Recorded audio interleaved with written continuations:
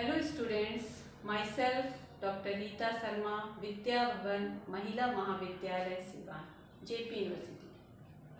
Today my topic is phenomenology and noumena according to Kant. समृद्धि शास्त्र एवं अतीन्द्रिय परमार्थ ये कांट का एक काफी प्रचलित सिद्धांत है जिसे आज हम देखेंगे बीए पार्ट 1 की छात्राओं के साथ। एक तो हम सबसे पहले आपको ये बता दें कि इमैनुअल कांट जर्मनी दार्शनिक थे। इनका जन्म 1724 एवं 1804 ईस्वी में हुआ। विश्व के महानतम दार्शनिकों में से एक माने जाते हैं और इनके समृद्धि शास्त्र एवं अतीन्द्रिय परमार्थ के अंतर्गत तीन बातें जो मुख्य रूप से सामने आती है वो है आलोचनात्मक, क्रिटिकल, दूसरा अतीन्द्रिय ट्रांसेंडेंटल और तीसरा विज्ञानवाद अर्थात आइडियलिज्म। ये तीन चीजें उन्होंने समृद्धि शास्त्र और अतीन्द्रिय परमार्थ के अंतर्गत रखा है। अब हम एक एक करके पहला आलोचनात्मक अर्थात क्रिटिकल विचार इनका क्या है उस पर नजर दौड़ाएंगे। इनका जो आलोचनात्मक व्याख्या है मुख्य रूप से दो यानी बुद्धिवादी और अनुभववादी के विचारधाराओं से संबंधित है।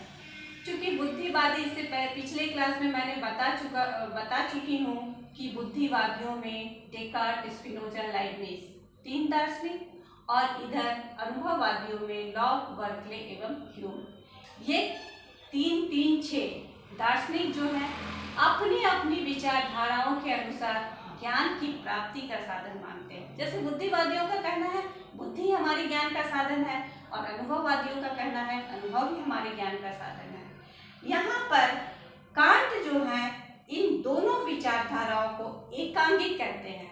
न बुद्धि ही सिर्फ ज्ञान का साधन है न अनुभव ही है। इन्होंने माना है कि ये दोनों ही एक दूसरे पर आश्रित है।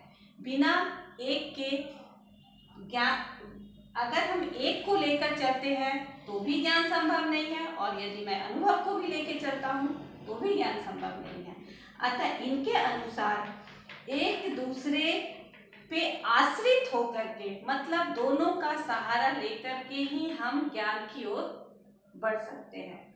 अब देखिए इनकी इस संबंध में एक प्रमुख उक्ति है, इंद्रिय संवेदना के बिना बुद्धि विकल्प पंगु या शून्य है और बुद्धि विकल्पों के बिना इंद्रिय संवेदना अंध है।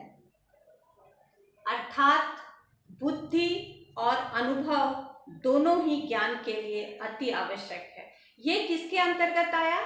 आलोचनात्मक व्याख्या के अंतर्गत। अब हम दूसरा देखेंगे अतीन्द्रिय ट्रांसेंडेंटल नॉलेज क्या है। अब कांट जब दूसरी सबसे महत्वपूर्ण व्याख्या करते हैं वह अतीन्द्रियवाद की करते हैं। उन्होंने ज्ञान के लिए इंद्रिय संवेदना और बुद्धि विकल्प दोनों का सम्मिश्रण मानते हैं। उन्होंने ज्ञान की सामग्री के लिए इंद्रिय संवेदना को आवश्यक माना है। अब देखिए मैं एक एग्जाम्पल यहाँ देती हूँ। ये सफेद ब्लैक बोर्ड है। अब इंद्रिय संवेदना क्या है इसे भी जान ले। जब हम किसी चीज का दर्शन करते हैं मतलब जैसे हम किसी सामग्री को किसी वस्तु को देखते हैं, जैसे ये सफेद बोर्ड है, अगर इसे मैं देखी तो सबसे पहले हमारा क्या नॉलेज काम किया। जैसे हम कह सकते हैं कि हमारे जो 5 सेंस ऑर्गन्स है आँख, नाक, कान, त्वचा, जीभ, इसमें सबसे पहले हमारे आँख से इसका इंट्रैक्शन हुआ। मैंने आँख से इसे देखा, तब देखने के बाद यह हमारी बुद्धि में गया कि यह एक सफेद बोर्ड है। तो इंद्रिय संवेदना क्या है?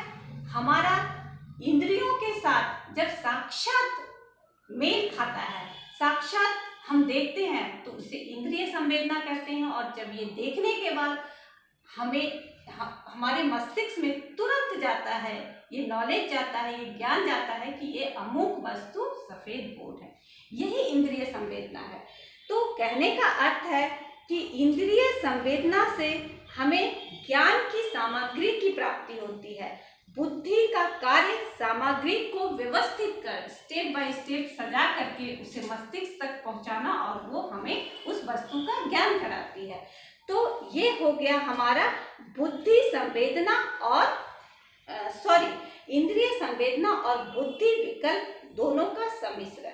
ये क्या हो गया, अतीन्द्रिय स्वरूप हो गया। और तीसरा मैंने जो सबसे प्रमुख एवं अंतिम व्याख्या विज्ञानवाद आइडियलिज्म की हम करें तो देखते हैं कि कांट जो है इसको एक विशेष अर्थ में लेते हैं। इनके अनुसार अतीन्द्रिय होते हुए भी अपनी सामग्री को मतलब किसी वस्तु के ज्ञान को इंद्रिय अनुभव से हम यह इंद्रिय अनुभव पर निर्भर करते हैं और उस वस्तु का सत्य, निश्चित, असंदिग्ध एवं सार्वभौम ज्ञान की प्राप्ति करते हैं। अब हम देखें यहाँ कांट के व्यवहार और परमार्थ, यानी व्यवहार मीन्स क्या हो गया, समृद्धि शास्त्र और अतीन्द्रिय परमार्थ। ये दोनों की व्याख्या उन्होंने किस तरह से इस तीनों को मिला के किया है। पहला क्या था, आलोचनात्मक, दूसरा अतीन्द्रिय और तीसरा विज्ञानवाद। तीनों को मिला करके ये फेनोमेनोलॉजी एंड न्यूमेना की नॉलेज को हमारे सामने प्रकट करते हैं। अब कांट का व्यवहारवाद और परमार्थवाद दोनों के भेद को, मतलब इसके और इसके भेद को वो स्वीकार करते हैं, मतलब ये द्वैतवाद को स्वीकार करते हैं। कैसे करते हैं अब हम उसे देखेंगे कि जो इंद्रिय अनुभव और बुद्धि विकल्प दोनों का समन्वय करके हमने जो ज्ञान प्राप्ति की, ज्ञान को मतलब प्रकट किया, उसे उन्होंने द्वैत के रूप में लिया है। और इन संवेदनाओं से, और ये भी कहते हैं कि जब हमें संवेदना होती है, किसी चीज़ का इंद्रिय संवेदना का ज्ञान होता है, तो वो हम देश काल के अंतर्गत ही रह के कर सकते हैं। हम जो देख रहे हैं, जितने तक हमारी नज़र जा रही है, दृष्टि जा रही है, वहीं तक कर सकते हैं, उसके ऊपर नहीं कर सकते हैं। तो कह रहे हैं कि देश और काल तक ही हम किसी चीज़ का ज्ञान प्राप्त करते हैं। और इन्होंने संवेदनाओं के अधिष्ठान, मतलब संवेदना के लिए वस्तु को अपने आप में, किस तरह से वस्तु अपने आप में अवस्थित होकर हमारे ज्ञान तक, मतलब हमारे मस्तिष्क तक उसका ज्ञान जाता है। मतलब दूसरे अर्थ में ये समझाने का प्रयास करते हैं कि परमार्थ ज्ञान नहीं हो सकता। परमार्थ मीन्स क्या हो गया, ये अतीन्द्रिय परमार्थ, इसका साक्षात ज्ञान नहीं हो सकता है। हम देखते हैं कि कांट के दर्शन में जो फेनोमेनोलॉजी है वो ज्ञाता और ज्ञेय के बीच में संबंध। ज्ञाता मीन्स क्या, जो मैंने ज्ञान प्राप्त किया। यदि मैं इस ब्लैक बोर्ड को देख रही हूँ तो ज्ञाता कौन हुआ, मैं हुई। और ये ज्ञेय कौन हुआ, जिसकी हम ज्ञान प्राप्ति करें, वो हो गया ये व्हाइट बोर्ड जो हो गया, ज्ञेय हो गया, और मैं जो हो गई ज्ञाता हो गई। तो इन्होंने माना है कि व्यवहारिक ज्ञान जो है ज्ञाता और ज्ञेय है, जबकि परमार्थ ज्ञान यानी ये अतीन्द्रिय परमार्थ जो क्या हो गया, वो अज्ञात और अज्ञेय है। कुछ चीजें ऐसी है, ये मानते हैं कि कुछ चीजें ऐसी है जिसकी ज्ञान हमें होती है, लेकिन मैं किसी को प्रकट नहीं कर सकता, वो मेरा अंत अनुभूति ज्ञान है, आंतरिक ज्ञान है। तो इन्होंने ज्ञाता और ज्ञेय से कहने का अर्थ यह लगाते हैं कि इसकी भी सत्ता का खंडन हम नहीं कर सकते हैं, परमार्थ की भी सत्ता का खंडन नहीं कर सकते हैं। अर्थात इन्होंने, कांट ने ना इसका खंडन किया ना ही इसका खंडन किया, मानते वो दोनों को है। लेकिन देखिए किस रूप में मानते हैं, फिनोमेनोलॉजी। जो हमारा व्यवहारिक ज्ञान है वह अनुभव के अंतर्गत आता है, जो हम ज्ञान इंद्रियों एवं बुद्धि से प्राप्त करते हैं। लेकिन इन्होंने इसको, नोमिनो को, अतीन्द्रिय परमार्थ को कहते हैं कि यह अनुभवातीत है, यह अनुभव से बाहर की चीज है। बुद्धि के विकल्पों का प्रयोग व्यवहार तक ही सीमित रहता है, इसका परमार्थ तक गति नहीं है। मानवीय बुद्धि एक सीमा तक घोषित करती है, लेकिन अज्ञेयवाद का समर्थक होते हुए कांट ने कहा है कि यह हमारी सीमा के बाहर की चीज है, इसमें हमारी गति जो है बुद्धि विकल्प की गति से ये परे है। कांट ने फेनोमेनो और न्यूमेनो के अंतर को मानकर एक ओर तो ह्यूम के संशयवाद के से विज्ञान की रक्षा करने का प्रयास करते हैं और दूसरी ओर उन्होंने विज्ञान से धर्म की भी रक्षा करने का प्रयास किया है। अतः कांट व्यवहारवाद के ज्ञान को वस्तुवादी कहते हैं, इसको वस्तुवादी कहते हैं, और दूसरे को अतीन्द्रिय परमार्थ को उन्होंने विज्ञानवाद की संज्ञा दी है। अतः इस तरह हम देखते हैं कि इन्होंने कांट ने फेनोमेनोलॉजी और न्यूमेनो के अंतर्गत 3 बातें मुख्य रूप से सामने रखी।